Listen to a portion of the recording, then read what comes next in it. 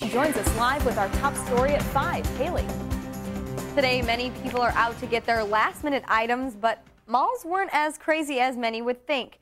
I talked to some people who just started their Christmas shopping today.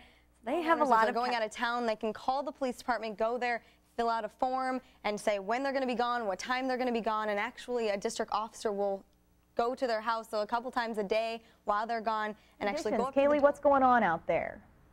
Well, if you look right outside, you can see snow is just starting to come on down.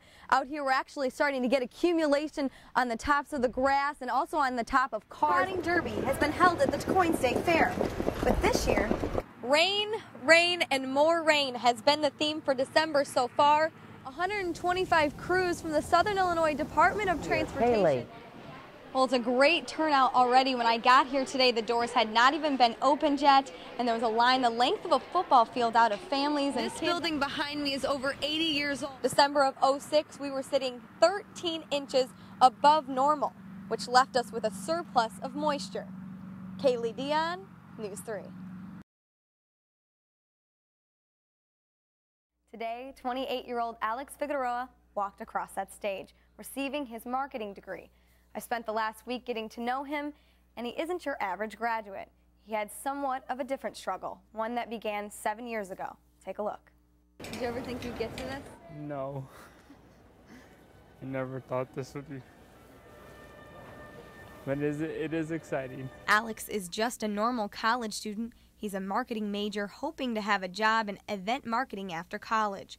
During his tenure at SIU, he joined a fraternity, made some new friends, loves to drive and work out. I ride bikes, lift weights, run, cardio, yeah.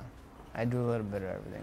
Now that he's approaching the end of this chapter, how would he rate his experience? I would rate it about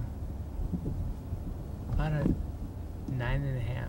All right. I had fun while I was here. So, yeah, like you said, besides the whole... He had a lot to learn besides marketing. Alex had to relearn how to read, write, and walk again. I remember it happened on a Sunday. The accident happened in December of 2000 in North Carolina. It was a snowy and cold evening. At around 8 o'clock, Alex went to pick up a friend. The road conditions weren't that great. I lost control of the car. I horseshoed the car around a tree. Alex was stuck in the vehicle for 4 hours before rescuers could get him out of the car. After that, I don't remember anything because I went into coma for 6 weeks. After that, it's all like blank. I had to relearn how to walk, talk. It was pretty hard, but my mom was there pushing me to like keep going forward and not to give up. From a wheelchair to a walker to crutches, he spent 6 months in serious rehabilitation, leaning on family members physically and emotionally for support. Now he's standing on his own 2 feet. As he crosses the stage, his family realizes this diploma has a deeper meaning.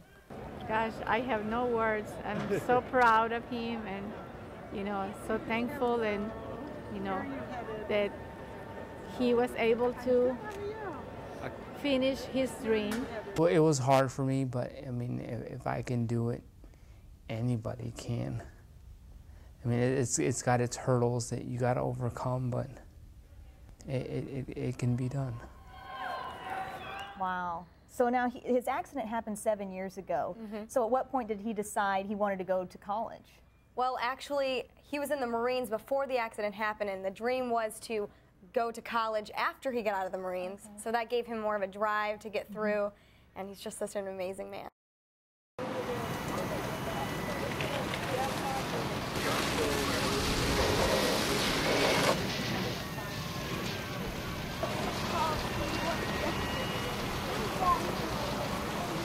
Went to the milk store to get milk, and I seen some smoke down by the bottom. Went on, got milk, came back, and when I came back, there was smoke coming out. Everything in there. Just before 9 this morning, fire departments from 4 different towns converged on downtown Murfreesboro.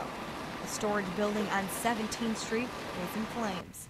This building behind me is over 80 years old and has withstood the 1925 deadly Murfreesboro tornado. The people around here say this is a bit of Murfreesboro history going up in flames. The fire took hours to contain, eventually destroying the building. I don't know if Murfreesboro really realizes how important that building was. The building was built in 1923. At that time was known as the Murfreesboro Grocery Company. Ashley and Mark Johnson currently own the building and say it holds many special memories. The two exchanged vows in the basement just a couple of months ago. It was totally special to us because this building was our life. The building was home to their business. They take old cars and restore them. You know, we were all at home just laying around doing nothing really, and then it clicked. My cars, my four-wheelers, everything's in the garage. Although some of their most prized possessions were in that burning building, Ashley says they have lots to be thankful for. So, I mean, luckily nobody was hurt. That was our main concern. Nobody was hurt. Everything in the building is material. Most of it can be replaced. Reporting in Murfreesboro, Kalee Dionne, News 3. First day they were dropping these hydrogen bombs, and they would explode and they'd go up twice as high as the palm trees that were on the island. And I thought, what a horrible way to kill somebody, to burn them up with those bombs. World War II was a time when Americans fought, rose, and prevailed. And today people learned what the military did to secure our freedom. This is a screening of Ken Burns' new series, The War, which focuses on Americans' experience in World War II, both at home and abroad. It's a focus on the individual stories of people in 4 different towns across America. I think it's a tribute to all veterans. The scripture says there's no greater love than this, that a man lay down his life for a friend. How much greater a love is it than when you can lay down your life for your countrymen? The Battle of the Bulge was one of the major battles covered in the film. Lawrence Breeze, a World War II veteran, fought in Europe and says it was an educational but frightening experience. Germany, which I saw it the hard way, but it's not easy to see. And I find myself, when I hear some of the explosions, I find myself ready to duck again. You know, it's that realistic, I think. Lawrence says this film brought back memories and will give other people the feel of what it was like to actually be there. We, the people of the state of Illinois, we, the people of the United States, we, the people of Murfreesboro, thank them for what they've done. Reporting at the Liberty Theater, Kalee Dionne, News 3.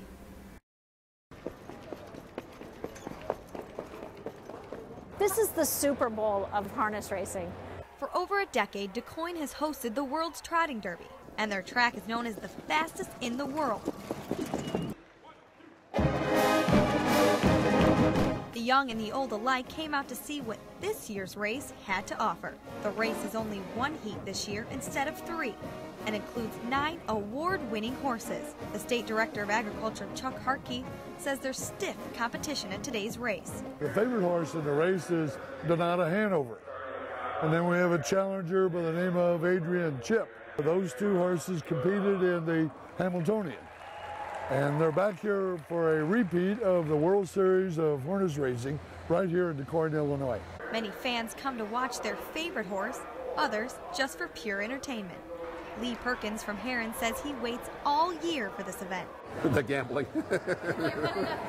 That's strictly what we come for, is the gambling. For over a decade, the World's Trotting Derby has been held at the DuQuoin State Fair. But this year could make history. Those horses come across the line. It's going to be up for grabs. So Hartke says they're giving out $630,000 to be split among those competing. Being split among the 9 horses that are in the race. And I think that over half of them have a very good shot of beating that world record and winning this race. The 2007 World Trotting Champion was Donato Hanover. He was the favorite horse of the day. This year's winner only missed the world record by a nose. But there's always next year. Reporting at the State Fair, Kalee Dionne, News 3.